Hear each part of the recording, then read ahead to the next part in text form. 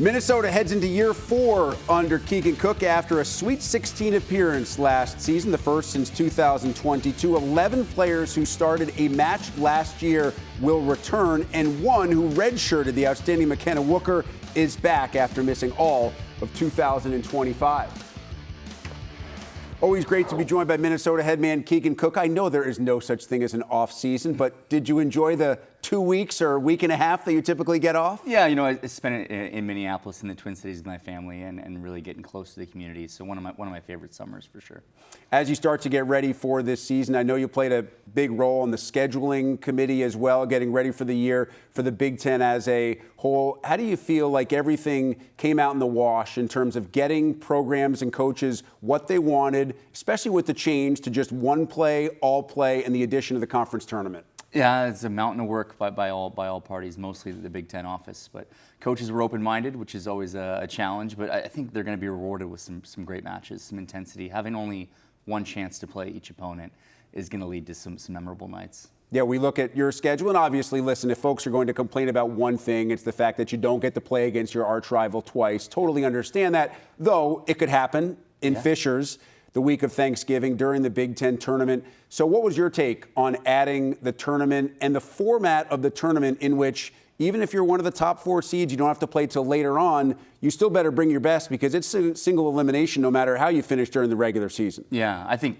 when it's all said and done, we're going to be wondering why we didn't do it sooner. You know, I know what's going to happen. When you put those teams and those coaches in that building with something to play for, it's going to be a tremendous finish to the season. And so, yeah, number of teams, number of rounds, buys, I didn't care. Let's just get us in the building and let the athletes take care of the rest. I know Dave Shondell told us earlier that with the tickets going on sale today, he thinks they're going to be sold out by tomorrow. So if anybody's watching, you better go ahead and get yours right now. Regarding your team, mentioned that Sweet 16 appearance and so much of that team coming back. What's the excitement level and the anticipation level to actually get things going again in 2026? Yeah, first 4 days of practice are in the books, and it was the most we've been able to do, you know, in the first 4 days. And we're turning a lot. You know, last season we had a team, we lost a lot of it, and then we had a new team and went on a journey that we'll never forget. And so now we're getting some of those athletes back and adding some new faces. And, you know, it's a group that we know deeply and a group that knows each other at a really tight-knit level. So that usually is a good sign. And I know coaches will tell you we don't rest on anything. 2025 was great. It doesn't mean anything in 2026. But obviously there are lessons that you can learn and momentum that you can take in players who evolved to different levels. So what do you and your staff take away from 25 that you think you can apply in a positive way to 26? Yeah, you know, I think you want a team that's more than the sum of its parts. And we couldn't say that all the time in years 1 and 2, but in year 3, we could certainly say that. And then you also want a culture that when adversity comes, that you make something out of it. And last year's group certainly did that. There'll be new challenges for that group of sophomores, which I think they'll meet as well. And we don't know all the stories that'll unfold, but we think we've got a culture that's ready to take it and make something great out of it.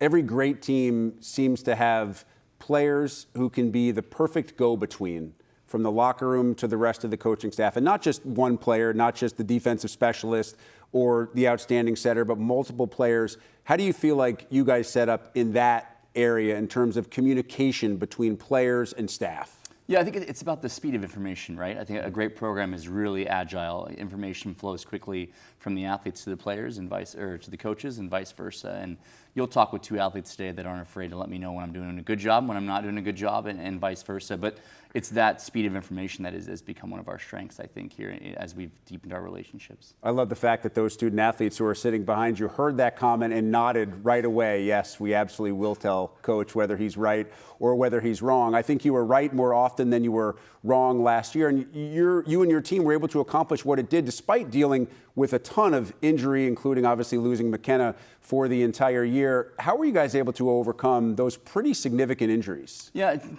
persistence is a big part of it. And, you know, we always see that it's better to show up, you know, each day and be willing. Willing's more important than ready. And so these guys were willing. They were willing to show up each day and be coached.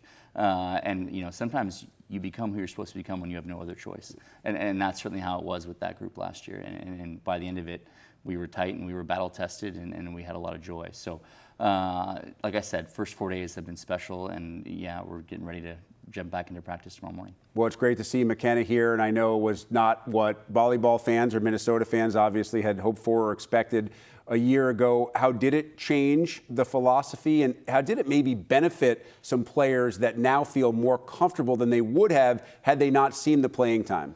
Yeah, we'll be better in 26 because of it, for sure. And most importantly, McKenna will be better because of it. Just, you already see it in her poise and her maturity and her health, and her every part of her game is as good as it's ever been. And I'm excited for her. I'm excited for her to have this opportunity. I think she's been a big part of this program for probably a decade now, and a big proponent of Minnesota in general. And she does a lot of quiet, lonely work to be able to be on the court for us. So now's her moment. Obviously, McKenna is back, but when you look around at all the different areas that you really need to be good and deep in, you return your team leader in blocks per set, in assists per set, and in digs per set. One of very few teams, not just in the Big Ten, but in the country, to be able to say that. What does that mean for your program on nights where maybe your star players, if you want to put those quotes around stars, don't have their best nights? Yeah, we like that we can extend a rally a little bit longer than we used to. You know, we were known as a serving and blocking team. We'd like to end a rally in the first 3 contacts. And I think now you're going to see a Minnesota team that'll go the distance over the course of a rally 3-4 times across the net. And this can be a new dimension to us. And I'm excited for that. And it's something that should take us hopefully 3 more matches farther than we were last year. Keegan, when we sat here before your first year at Minnesota, volleyball was certainly becoming more popular with the national viewers, but nothing like it has become today. Obviously, we have teams playing for $1 million. We have games down the street at Wrigley Field. Yeah. We have more nationally televised matches than we've ever had before.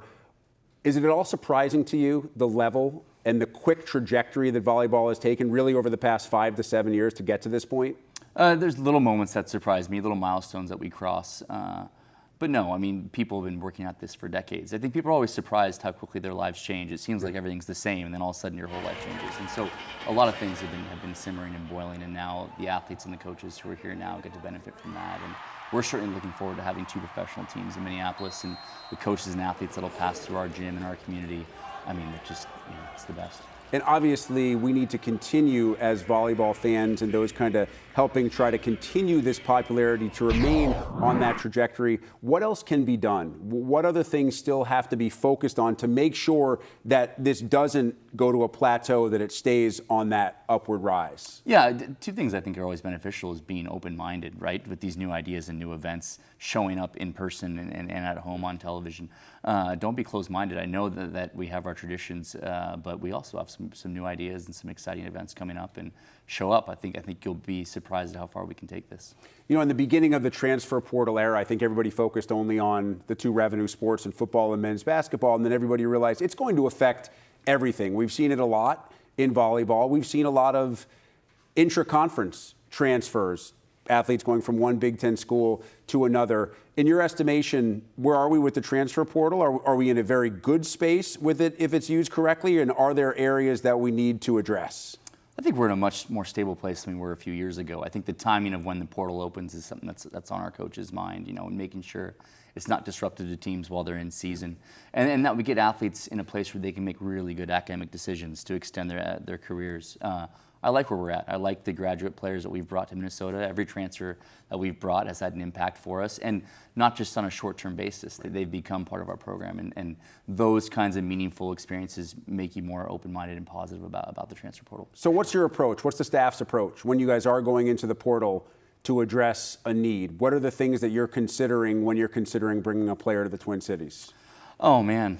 That's the most important thing. Yeah, that they've got more volleyball ahead of them than behind them. You know, I think we've become a place where if you want to be playing this game for a long time, if you want to have it as a career, either as a player or as a coach, Minnesota's a place that you go. We're not looking for short stops or shallow relationships. We're looking for someone who wants to take this for a long journey. Obviously, you have 2 of those players with you here today. We're excited to talk to Stella and McKenna in a second. But before we do, let's start with Stella and what she does provide for your team. Yeah, she's a character with character, I think is what I always say to her. And just, but her most important skill is her leadership and just her willingness to communicate with her teammates and with me, and not always what I want to hear, but always what we need to hear.